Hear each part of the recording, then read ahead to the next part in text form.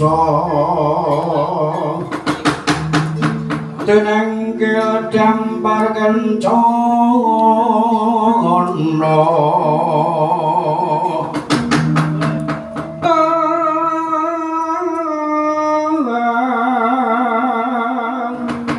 tenangke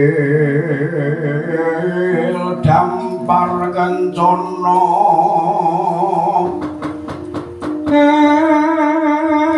Sri rengganing busana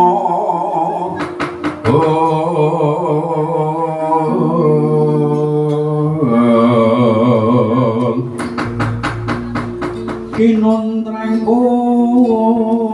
kontrang lir Mas Retno yayayu ing Bathara Putra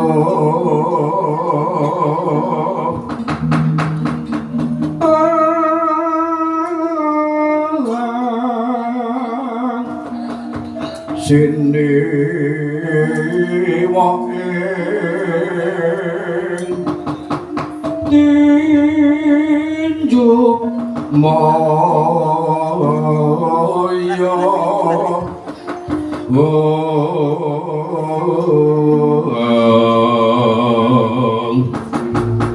alon wedaring sabda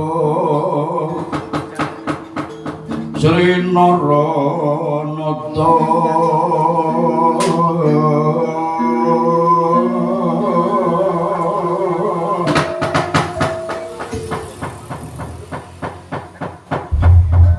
Arjoko belah blis lanang padha jengke kandi adiku Nyai Prabu Sasramira Jumadung dawa Prabu penano ngono ngadep ya di dateng sendika kados boten kirang rayake nggihipun ing Reng Abiyantara tak timbali maju ngarepanku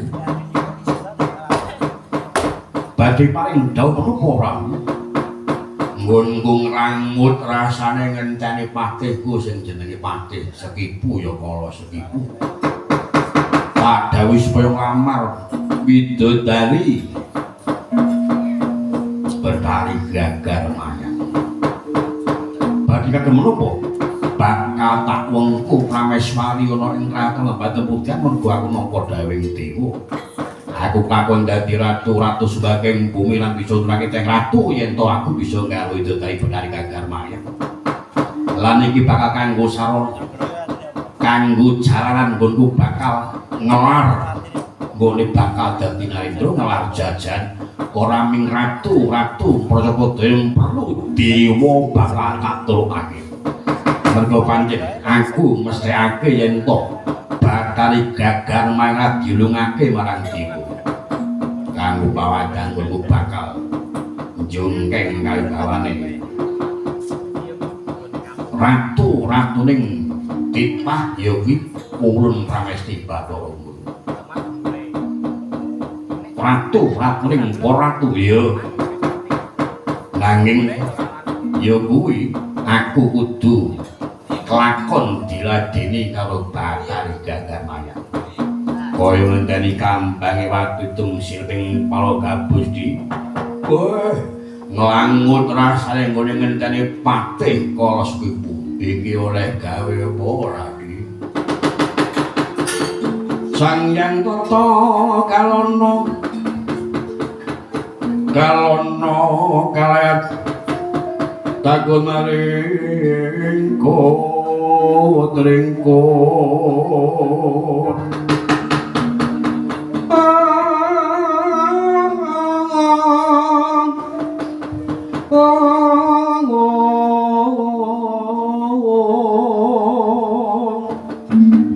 netra magroyang pendo surya kembar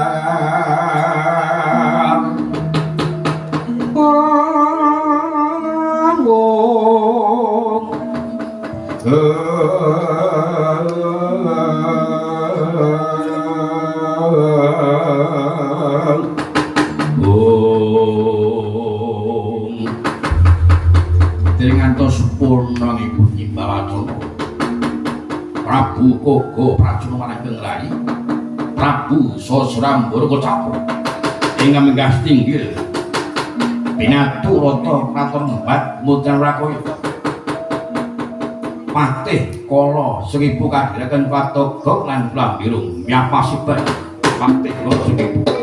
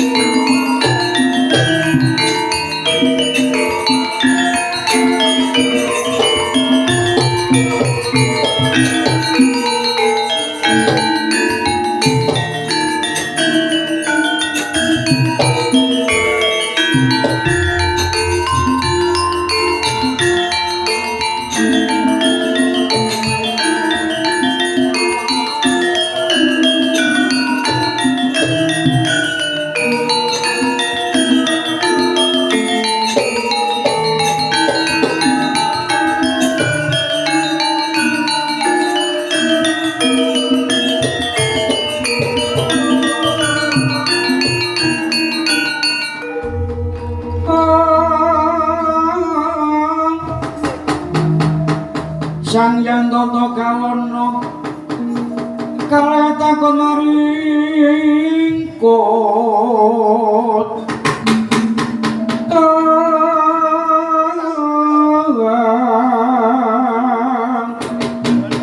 netra magro yang groyang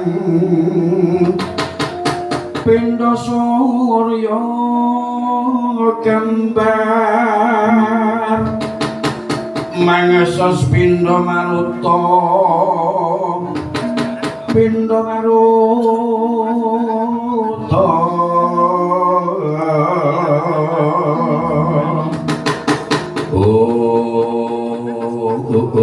latala lega rasane atiku digilo patihku bali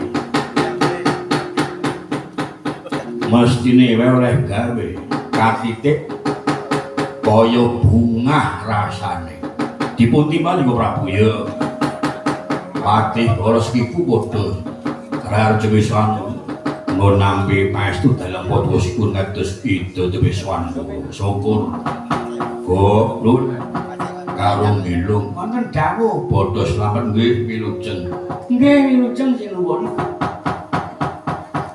Patih Kala Sekipu iki menguak matur apa ya lho ngampun wong ning mulih iki ora kandha-kandha karo awake dhewe ngerti-ngerti ngejang mulih karepe iki ade ora ngerti ana apa Patih Kala Sekipu oleh bali ana mratempat Godyan apa pancen kowe oleh gawe katitik pasul lan bungah aku mangerti yen to marem rasane ati Dek ayo bloko awakku sinuwun be dereng saged angsal damel nggenipun boyong dari gagar mayang durung oleh gawe dereng aku bunga rasane atimu Dik sampun nampi ngendikanipun Sang Hyang Trada kuwi sapa Pepatih ing Suralaya angenipun boyong pun Bathari gagar mayang mawi dinten Selasa kliwat tanggal 19 sasi Jumadilawas tanggal 19 sasi Jumadilawas dinane Selasa kliwat Nur dina Selasa kliwat tanggal 19 sasi Jumadilawas kapan kok wah pake goblok ora aku goblok kok piye kok niku ora ana tanggal 9 tek niku ora ana dina Selasa kliwat niku ora ana Selasa ya kliwon sasi Jumadilawas niku mboten nonton sasi Jumadilawas oh lha sampeyan niku diapusi dewa oh lah duka yayasin ipi umat patone lati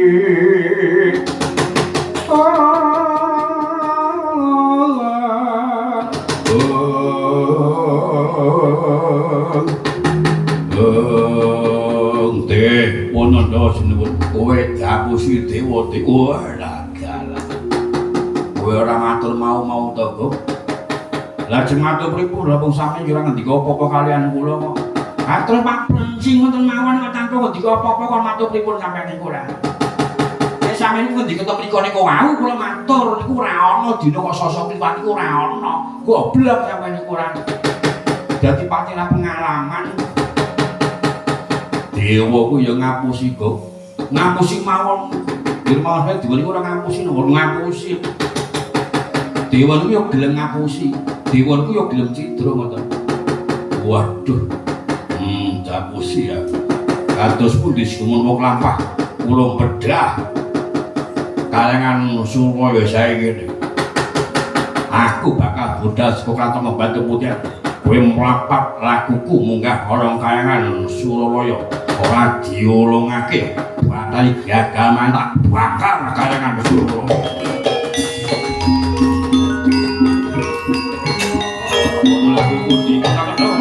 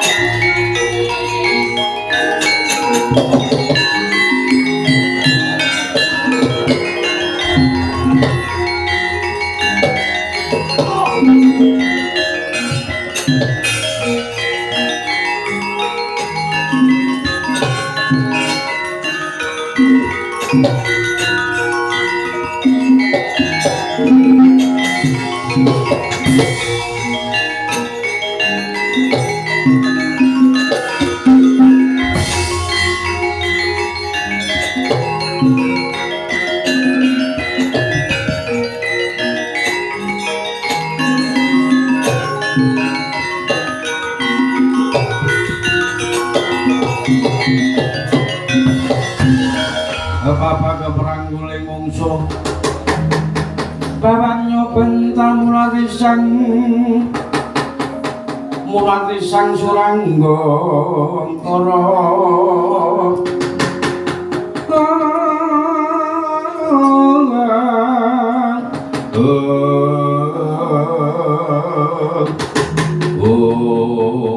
adalah nggonku laku tuturi Gendhawa Prabu iki ana satriya cilik kenclang kenceling kenceng sapa Setyaki iya dasar nyoto kowe sapa iki ana tamu rupa ratu jejulukku Prabu Suraguru negara wong endi Tambalu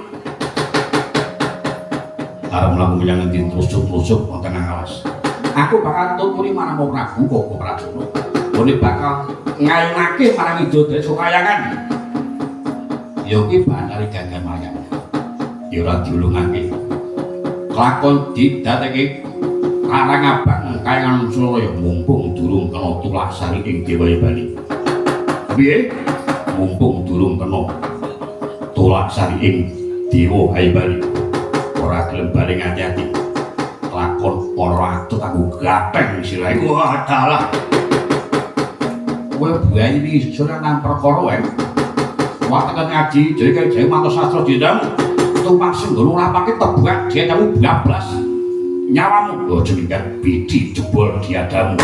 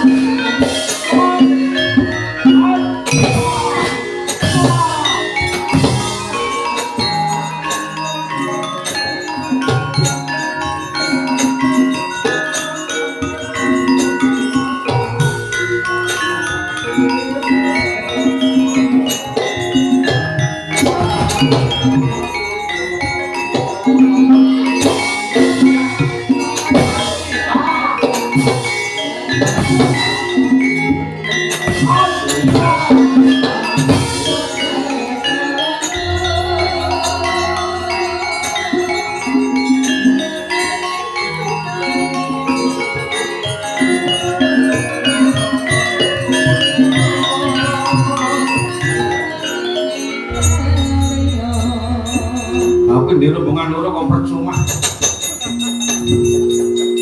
Dunenge percuma lu kaya apik.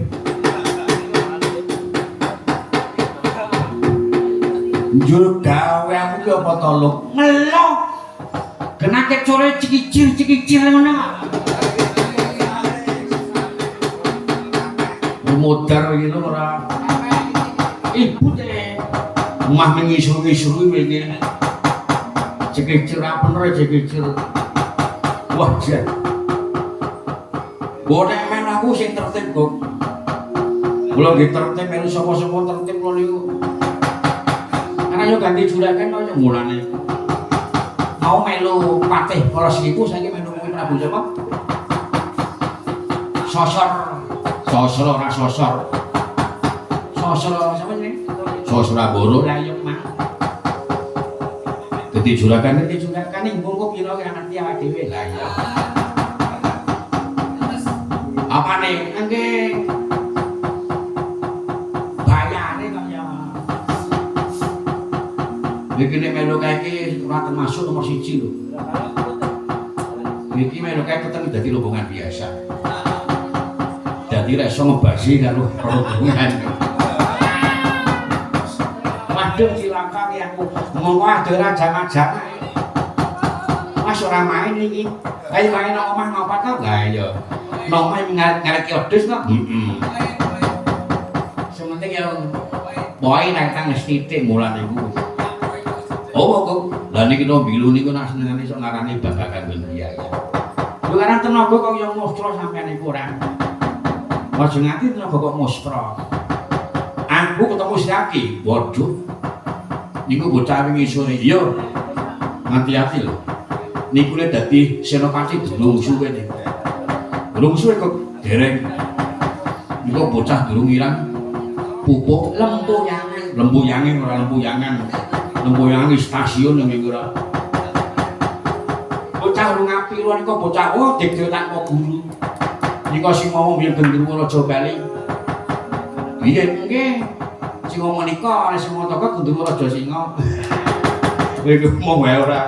Mundur labrake ngono satos iki.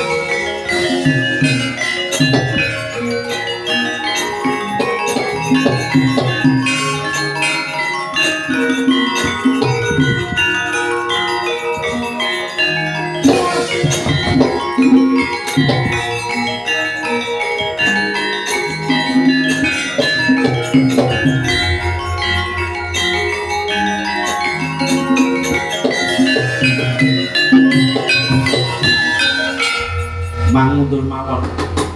Rebut balung tan puisi rebut kemiring mriko. Mungsuh bocah nika ora ana gunane sampe ku tujuane teng kayangan. Nututi Kang Raka Prabu Kaga Pracana. Mundur saking ayuda. Lakon Pratya Kono. Pratya Kono. Bande bere munyawangkong kono munyawangkong ing kono.